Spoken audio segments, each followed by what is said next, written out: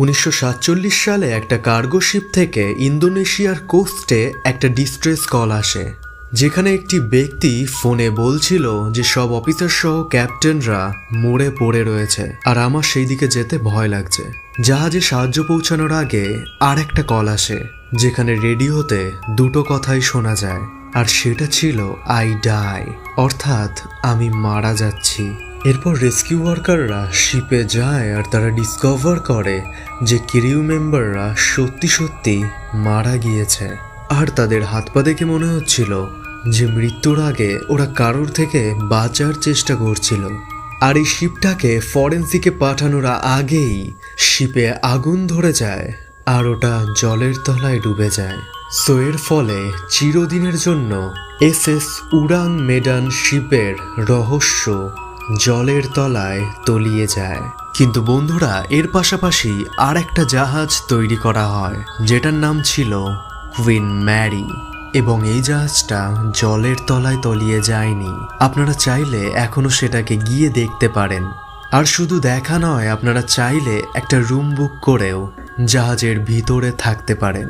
কিন্তু এই জাহাজে থাকতে হলে আপনাদেরকে কিছু পেপারে সই করতে হবে, যাতে লেখা থাকবে আপনার কিছু হলে জাহাজের কর্তৃপক্ষ দায় নেবে না। সো বন্ধুরা, কুইন ম্যারির সত্য ঘটনা নিয়ে আজকের মুভির explanation, the haunting of the Queen Mary. মুভির টাইমলাইন 1938-এর সময় দেখানো হয়, যেখানে একটি শিপ নর্থ আটলান্টিক ওশান পার করছিল। তখনই আমরা শিপের ক্যাপ্টেন আর ক্রিউ মেম্বারদের কথা বলতে শুনি, যেখানে তারা বলছিল যে একজন উন্মাদ প্যাসেঞ্জার যার নাম ডেভিড, সে তার বউকে আর কিছু প্যাসেঞ্জারকে হত্যা করেছে, আর তাই এই হত্যাকারীকে তারা বেসমেন্টে বেঁধে রেখেছে। কিন্তু অদ্ভুত বিষয় হচ্ছে, লোকটি নিজের স্ত্রী সহ এতজনকে মারার পরেও তার কোনো অনুশোচনা ছিল না। সে শুধু কন্টিনিউয়াসলি তার মুখ দিয়ে সিটি বাজাচ্ছিল। এরপর আমরা ডেভিডের মেয়েকে দেখতে পাই, যে তার বাবাকে খুঁজতে খুঁজতে ওখানে পৌঁছায়, আর ডেভিডকে তার মেয়ে বাঁধা অবস্থায় দেখে সে তার বাবার দড়ি খুলে দেয়। কিন্তু ডেভিড এখানে নিজের মেয়েকেও মেরে ফেলে, আর এরপর জাহাজে শুরু হয় মৃত্যুর খেলা। এবার সিন শিফট হয়ে অতীত থেকে ভবিষ্যতের সময় দেখানো হয়, যেখানে নিউজে বলা হয় কুইন ম্যারি একটি ভুতুড়ে জাহাজ, আর এই জাহাজে অনেকের অপঘাতে মৃত্যু হয়েছে। আর বন্ধুরা, এই নিউজগুলো কিন্তু মুভির কোনো প্লট না। গুগল করলে এমন অনেক নিউজ আপনারাও পেয়ে যাবেন। এবং বর্তমানে যেহেতু এই জাহাজে কেউ আর ভয়ে ভ্রমণ করতে চাইতো না, তাই জাহাজটিকে একটি হোটেল প্লাস মিউজিয়ামে পরিণত করা হয়। আপনারা গুগলে গিয়ে যদি সার্চ করেন queenmary.com, তাহলে ওই ওয়েবসাইট থেকে আপনারা নিজেরাও কুইন ম্যারির রুম বুক করতে পারবেন। কিন্তু ভুলেও কখনো রুম নাম্বার B340 বুক করবেন না। কেন করতে বারণ করছি এটা একটু বাদেই আপনারা জানতে পারবেন। নাও coming back to the movie, company তাদের জাহাজের হিস্ট্রি সবাইকে জানানোর জন্য দুজনকে হায়ার করে।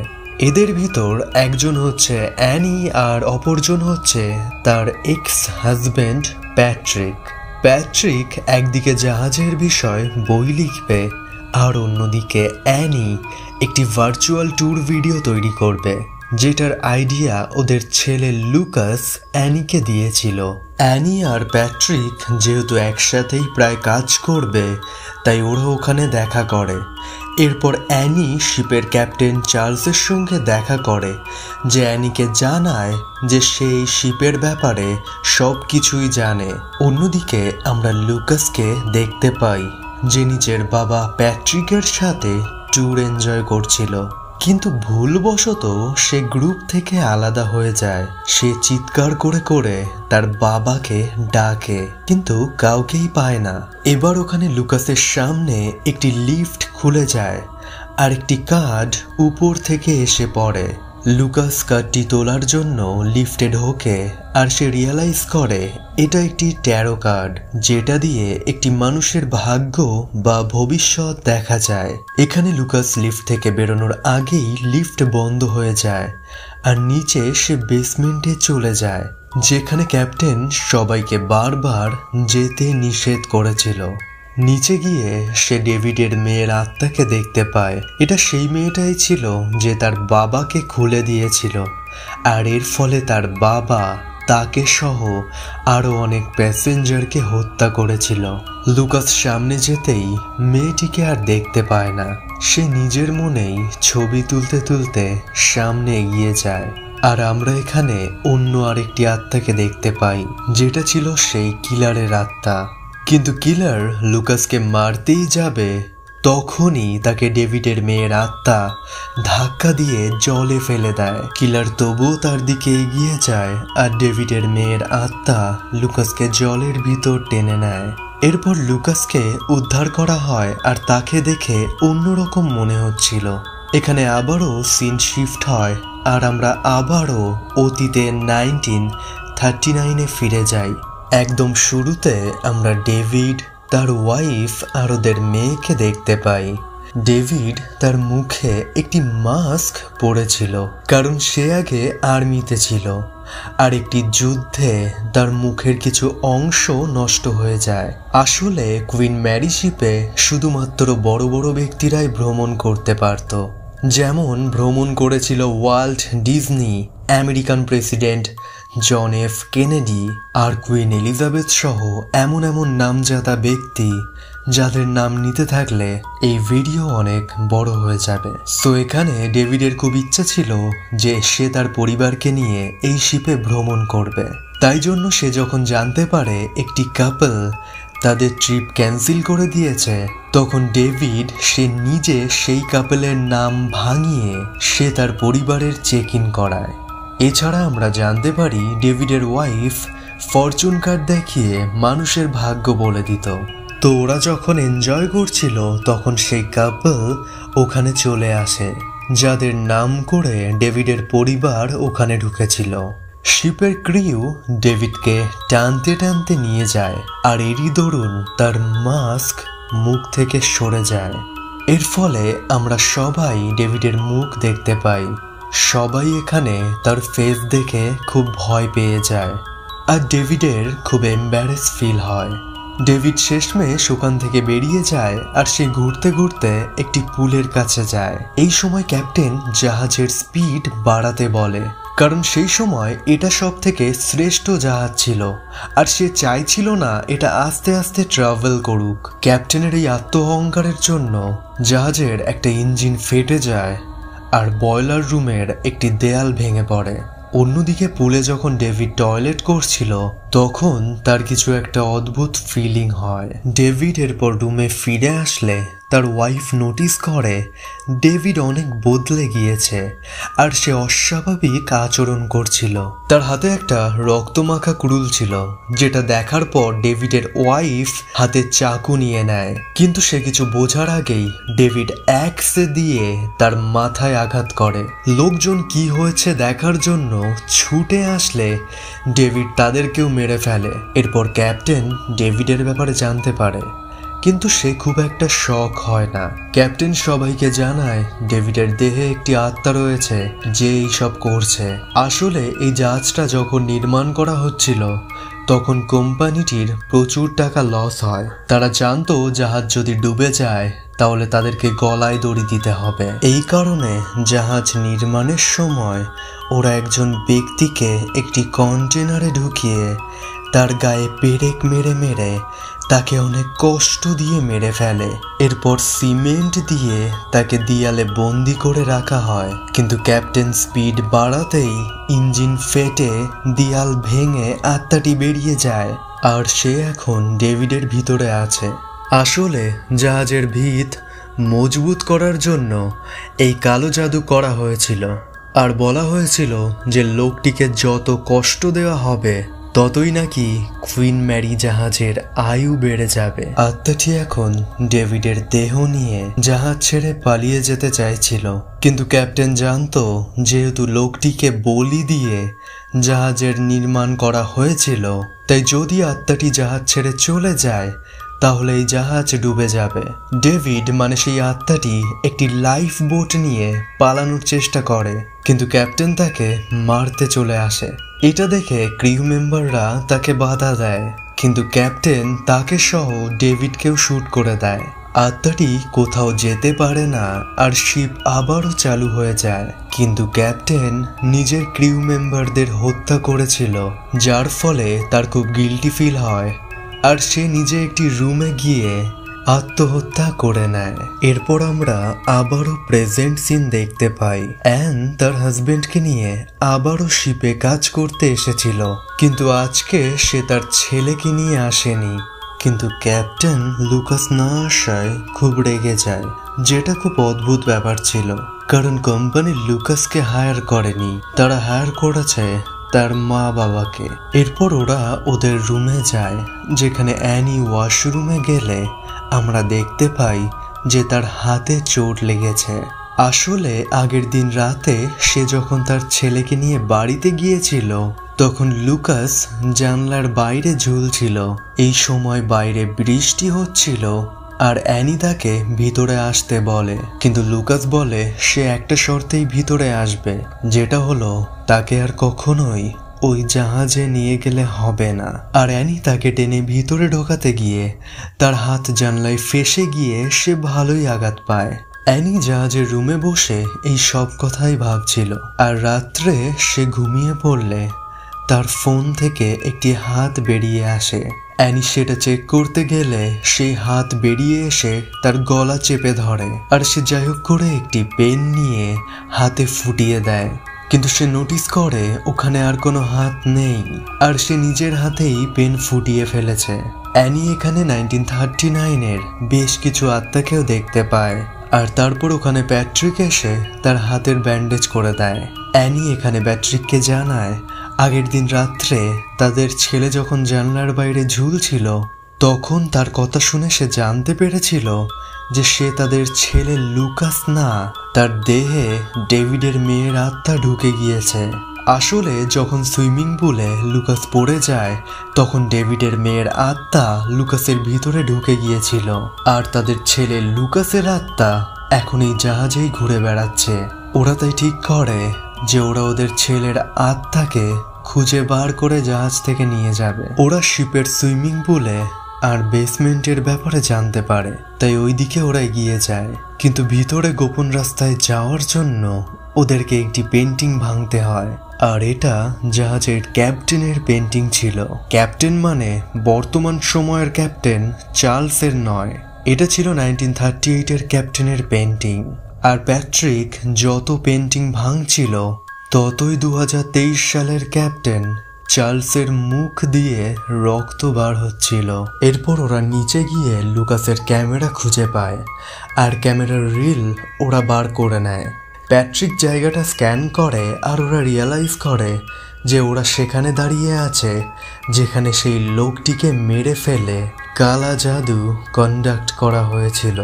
এরপর ওরা লুকাসের আত্মার পিছু করে, কিন্তু ক্যাপ্টেন ওদেরকে বাধা দেয়।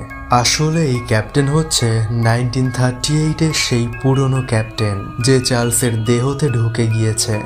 বন্ধুরা, এই জাহাজে একবার কেউ মারা গেলে তাদের আত্মা এখানেই ঘোরাফেরা করে, আর একটা দেহতে দুটো আত্মা থাকতে পারে না। তাই এই জাহাজে যে আত্মাগুলো থাকে তারা সুযোগ পেলেই অন্য লোকের দেহে ঢুকে জাহাজ ছেড়ে পালানোর চেষ্টা করে। আর 1948 সাল থেকে ক্যাপ্টেন একটাই কাজ করে চলেছে, যেটা হচ্ছে যে সে জাহাজের কোনো আত্মা বাইরে যেতে দেয় না। সে এখানে বলে, তোমরা লুকাসকে নিয়ে আসলে আমি ডেভিডের মেয়ের আত্মা বার করে নেব আর লুকাসের আত্মাকে আবারও ফিরিয়ে দেব। কিন্তু প্যাট্রিক ক্যাপ্টেনের কথায় রাজি হয় না। এছাড়া ক্যাপ্টেন চাইছিল না যে প্যাট্রিক লুকাসের তোলা ছবি পাবলিককে দেখাক, তাই সে প্যাট্রিককে গুলি করে মারার চেষ্টা করে, কিন্তু প্যাট্রিক পালিয়ে যায়। এরপর লুকাসের আত্মা তার মা অ্যানিকে বলে, তুমি তোমার দেহ ডেভিডের ওয়াইফকে দিয়ে দাও, আর বাবা দিয়ে দেবে তার বডি ডেভিডকে, তাহলে ওরা শিপ থেকে বেরিয়ে যাবে আর আমরা খুশি খুশি তিনজন এখানে থাকতে পারবো। অ্যানি তার কথায় রাজি হয় না, আর পরের দিন আমরা দেখতে পাই ক্যাপ্টেন চার্লস স্নান করে রেডি হচ্ছে, আর এইদিকে অ্যানি আর প্যাট্রিককে অন্যরকম লাগছিল। আসলে অ্যানি আর প্যাট্রিক নিজেদের দেহ ডেভিড আর তার ওয়াইফকে দিয়ে দিয়েছে, আর তাই ডেভিড আর তার ওয়াইফ নতুন দেহ নিয়ে শিপ থেকে বেরিয়ে যাচ্ছে। অর্থাৎ লুকাস, প্যাট্রিক আর অ্যানি এখন থেকে এই জাহাজেই বন্দী হয়ে থাকবে। কিন্তু ডেভিড আর তার ওয়াইফ বাইরে যেতেই পুলিশ তাদেরকে ঘিরে ধরে, কারণ তাদের উপর লুকাসকে হত্যা করার চার্জেস ছিল। আসলে সেই দিন অ্যানি বুঝতে পেরেছিল যে লুকাস তার ছেলে নয়, তার ভিতরে একটি মেয়ের আত্মা রয়েছে, তাই সে তাকে বাঁচানোর বদলে তাকে ফেলে দেয়। আর এটা অ্যানির পাশের এক প্রতিবেশী দেখে ফেলে, যে পুলিশকে খবর দিয়েছিল যে অ্যানি তার ছেলে লুকাসকে মেরে ফেলেছে, কিন্তু ইন রিয়ালিটি অ্যানি মেরে ফেলেছিল ডেভিডের মেয়েকে। কিন্তু ডেভিড আর তার ওয়াইফ এই ব্যাপারে কিছুই জানতো না, আর তারা রিয়ালাইজ করে যে তাদের মেয়ের জন্য তারা বাইরে আসলো, কিন্তু সেই তো আর বেঁচে নেই। আর এখানে ওরা একটা জেল থেকে অন্য জেলে যাচ্ছে, আর এই সব কিছু ভেবে ওরা উন্মাদ হয়ে যায়। অন্যদিকে এই সব কিছু জাহাজে দাঁড়িয়ে ক্যাপ্টেন দেখছিল, যে খুব একটা পরোয়া না করেই আবারও তার কাজে ফিরে যায়। আর এরই সঙ্গে মুভিটা এখানেই এন্ড হয়ে যায়। সো এবার আসা যাক কুইন ম্যারির সত্য ঘটনাতে। কিন্তু তার আগে আমি বলবো যে এই মুভিটা খুবই কমপ্লিকেটেড একটা মুভিটা সহজভাবে এক্সপ্লেন করার জন্য এটা আমায় একাধিকবার দেখতে হয়েছে। সো একটা কমেন্ট আর লাইক করে দিও। কুইন ম্যারি নামের এই জাহাজ চলাকালীন 41 জনের মৃত্যু হয়, যাদের মধ্যে রয়েছে একজন মেকানিক, যে কাজ করতে করতে বয়লার রুমে মারা যায়, ঠিক যেমনটা মুভিতে দেখানো হয়েছে। এর পাশাপাশি আর একটা উল্লেখযোগ্য মৃত্যু হচ্ছে জ্যাকলিন টোরিনের, যে জাহাজের সুইমিং পুলে ডুবে মারা গিয়েছিল।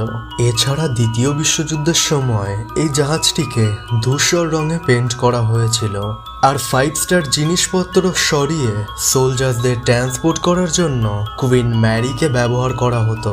এই সময় কুইন ম্যারিকে নাম দেওয়া হয়েছিল দি গ্রে ঘোস্ট, কারণ একদিন এই জাহাজের কন্ট্রোল অটোমেটিক্যালি খারাপ হয়ে যায়, আর এটি সোলজারদের অন্য একটি জাহাজকে ধাক্কা মেরে দুফাল করে দেয়, যার ফলে 239 সোলজার্স অপঘাতে মারা যায়।